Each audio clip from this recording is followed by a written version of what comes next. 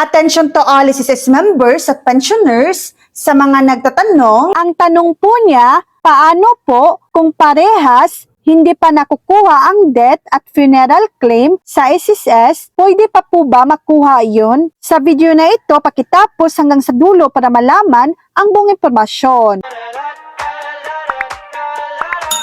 Oo, pwede pa po kayong makuha ang parehas. Huwag po kayong mag-alala, hindi pa ito nawawala o nakakalimutan basta nasa loob pa kayo ng itinakdang panahon. Hanggang kailan pwedeng ipa-claim? Una, benepisyo sa kamatayan, death benefit o pensyon, hindi ito nagtatapos o nawawala kahit ilang taon na ang nakalipas mula nang namatay ang miyembro, pwede pa rin itong ipakuha basta kayo ay kwalipikadong tagapagmana. Pangalawa, tulong sa libing, funeral benefit, ito ay pwedeng ipa-claim hanggang 10 taon mula sa araw ng pagkamatay. Kung hindi pa lumalampas ng 10 taon, tanggap pa rin ito ng SSS. Sino ang pwedeng kumuha? Para sa benepisyo sa kamatayan, una, asawang nabubuhay pa. Pangalawa, mga anak na wala pang 21 taong gulang o mas matanda